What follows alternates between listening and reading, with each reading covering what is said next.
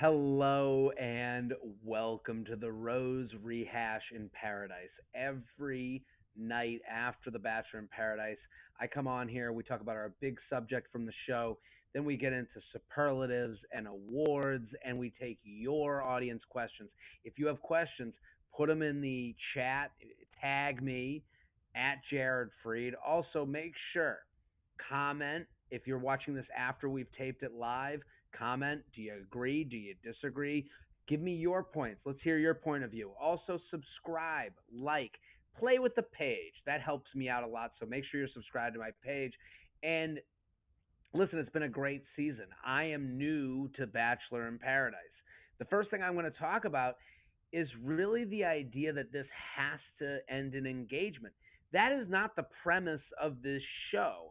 I don't know when that happens over the course of the season. I don't know if they let the contestants know that there has to be some sort of engagement, but this seems like the dumbest thing they could ever do to this show. This show's supposed to be fun, summer, flirty, and then all of a sudden we're getting towards the end and they're still bringing contestants onto the beach and they're like, what are you going to do at the end? And it's like, why can't these two just go off into the sunset and be in a relationship? To me, the setup of this show is so much like regular dating.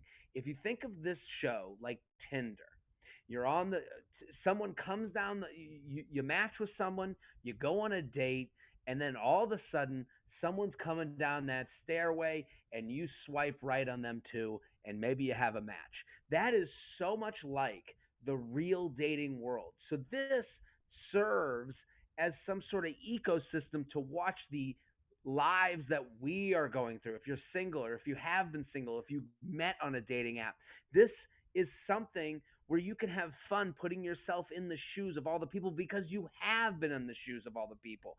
The Bachelor, the Bachelorette is Cinderella. That's not real. That's Disney. This is a rom com. This is a lifetime movie. We get to watch these people do what we're doing with uglier people on an everyday basis. What's frustrating is that at the end they have to turn into Cinderella. It shouldn't be that way. I would have loved if one of the options was to bang in the fantasy suite and see what happens. But it couldn't have been that way. And we saw that in this episode. In this episode, we start with Noah and Abigail. Noah tells Abigail that he's falling for her. Then she says nothing. Then they go to the prom night. And Abigail's well, I guess now that I know that there's no emotional risk, now I'll tell him that I love him. And Noah takes it back. I thought Noah had good reason. Noah showed his feelings, saw the reaction, and then he reacted to her reaction. And then he gets vilified because he took it back. Where feelings don't just go on and, they just go on and stay on. Feelings go ebb and flow. And he got vilified and I couldn't understand it. And for them to not understand, all the people that made Noah the bad guy, that I mean, Noah is more right towards the end of the show because it becomes an engage or not engage type of show. So if Noah's sitting there being like, "Do I want to stay here and be in an engagement?" I don't really see this being something more serious because we can't get together on an emotional level. I'm leaving. It would be another thing if it was like, yeah, Noah and Abigail can like go off and go to a concert together and keep in touch and say that they're in a long distance relationship. But that's not even an option. So Noah becomes more right. And this happens throughout the episode. You see it. You see Thomas looking at Becca being like Thomas being forced to open up to the 700th degree that it doesn't look like he's comfortable doing. Now he's sitting there crying to her and she's like, well, you should have shown it earlier if you really want it. And it's like, where's this option of reality? That's the best part of this show, is that it's somewhat more real than The Bachelor. And this whole episode gave us unreality. We had to end with three couples getting engaged that I honestly don't trust to get married because they haven't lived in the real world. Why not have a post Bachelor in Paradise episode that happens right when this ends live with a host and do it in the room and say, how was the last 6 months? We had cameras check in with them every couple of weeks to see how the couple was doing after the thing. then have the engagement happen on a better 3 hour episode that involves some sort of studio show. Give us a studio show with updates and with like pop-ins over the last couple months to see how they do in the real world. Have you ever met someone on vacation? That's not a real relationship. They met on vacation. Let's go to the superlatives.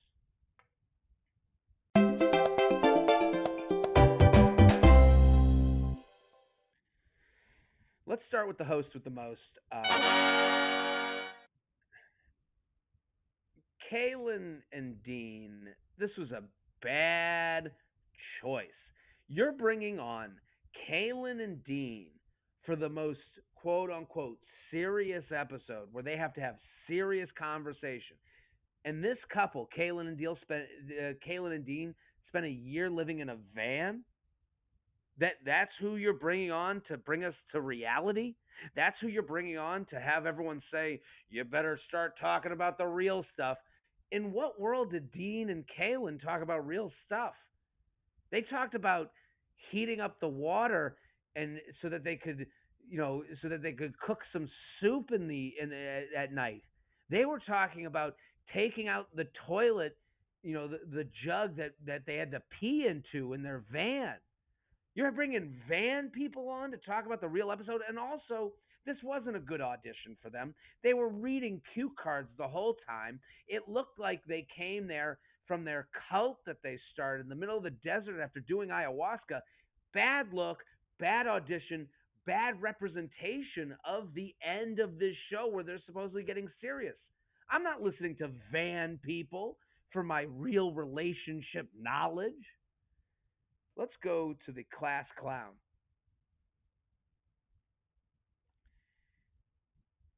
Aaron and James. I loved everything about how Aaron and James did it tonight. James says to Anna, "I don't see this as a love relationship. That's fine with no one should have a problem. The only one that had a problem was Anna, who was like, I felt like I was led on, which is like, Anna, you've been here for 15 minutes. James leaves Anna, looks at Aaron and goes, are you coming with me or not? And Aaron goes, I'm out. And it is such a fun moment on the show, such a moment that I enjoyed watching. They're obviously good friends. They're like, we're going to San Diego with a few extra 100,000 Instagram followers, and we're just going to hit the bars and get paid to show up for the next year. And they looked like they were so excited. It was two bouncers running off into the sunset. I loved every second.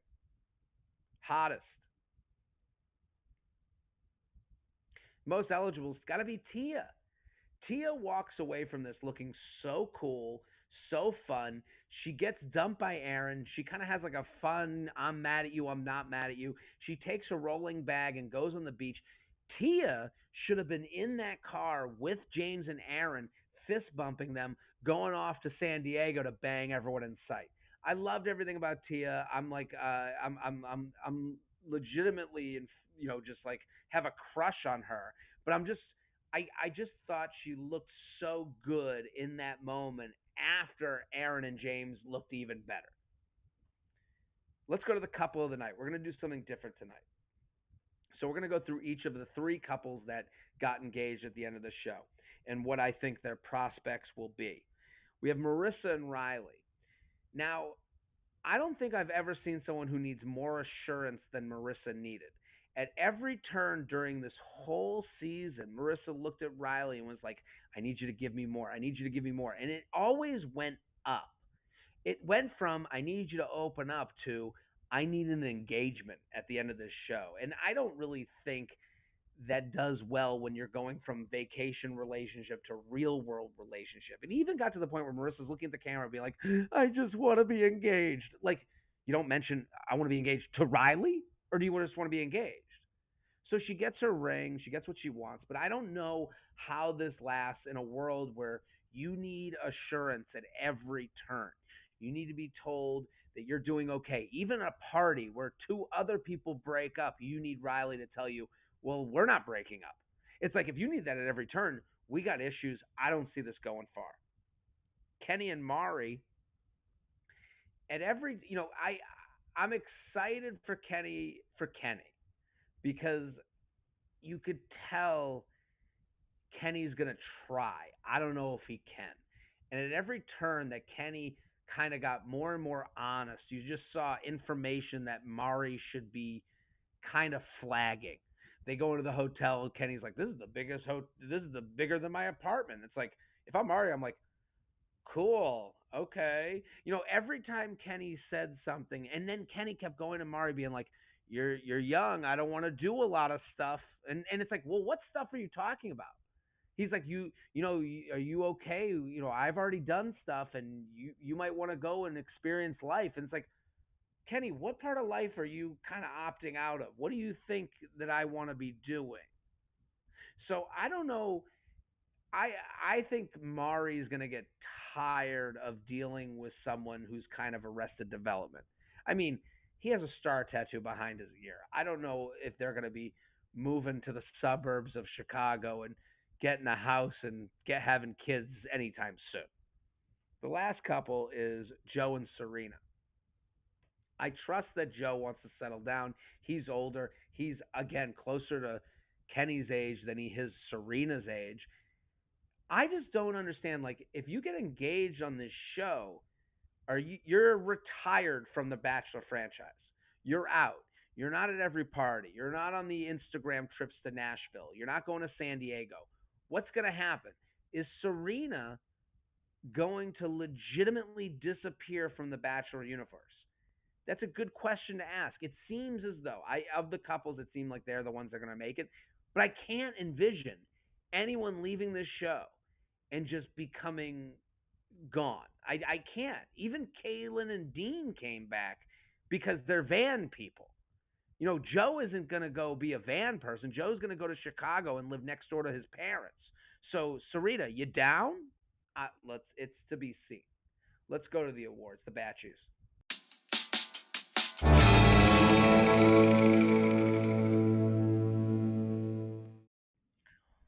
The Batches is where I give coconuts to my favorite characters and crabs to my least favorite character. Ouch. Let's start with the coconuts. First coconut is going to go to engagements. I mean, the idea that engagements can just happen after meeting on the beach for 3 weeks. I mean, good for engagements, but like they don't feel as serious to me as I thought engagements were before. To me, an engagement is like you're in, it's over, like you're married. Like, I mean, moving in with your significant other is a huge step that's hard to unravel. The idea that all of these engagements just seem so frivolous that it made engagements just this fun thing that got you an Instagram picture.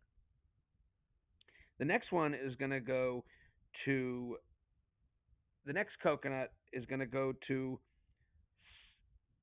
sex and food. Sex and food made a huge comeback this season. We had food at every turn that it got sexual. We brought tacos into the bedroom. We made them into human churros. We brought whipped cream. Had a big renaissance on this show. It didn't. The more you thought about it, the less attractive it got. But it did open up the world of sex and food in a way that I never saw coming. And I'm happy for sex and food. Happy for you. The last coconut goes to bromance. Aaron and James seemingly made bromance look cool again. Not since a Judd Apatow movie has the bromance really looked as attractive as it looked on this scale. It was so nice to see two dudes that genuinely seemed excited to go to bars and talk about their fantasy teams together. Good for bromance. I think everyone should have someone that looks at them like James looks at Aaron. It was a beautiful moment of two dudes being buddies that are going to go lift weights, eat a lot of protein, talk about their fantasy team, and go out to bars and check out chicks. And really, it was nice to be brought to simpler times. Let's give out some crabs. First crab is to the producers. Ouch. You got to be more inventive. We got to get these couples off the beach.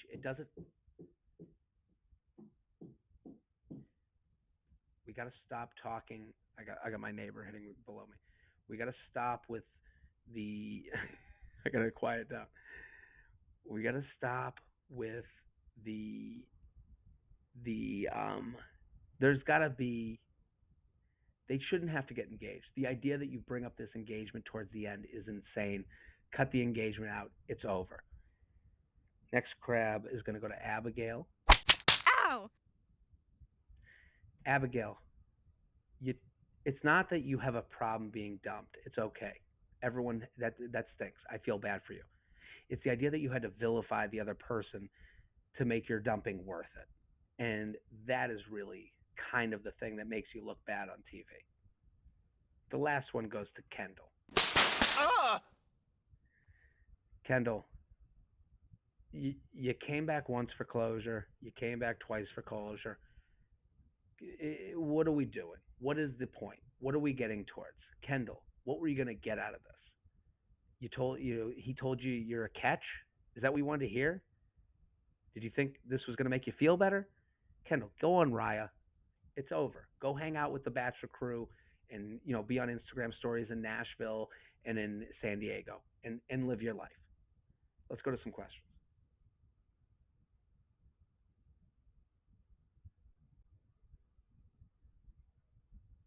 Any qu-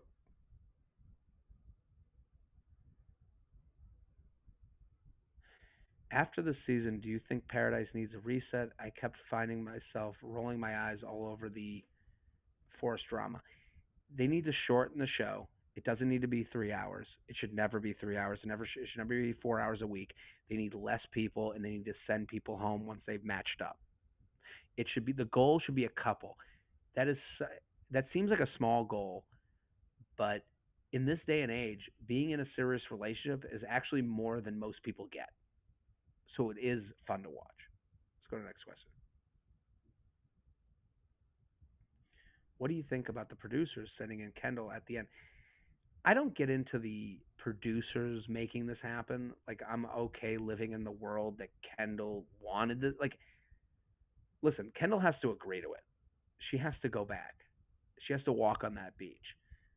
The producers can only nudge. So I understand everyone wants to like sound in the know and be like, well, the producers are forcing. I don't think it's that black and white. A producer has to say, would you go back? And she has to say yes. So to me, Kendall is a sane person with control. And she went out there. For what? I don't know.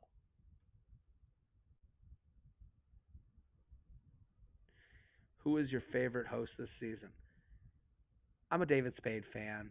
I thought Lil Jon was great because he seemed to like really be invested. But Wells has to be the host. It feels the most natural.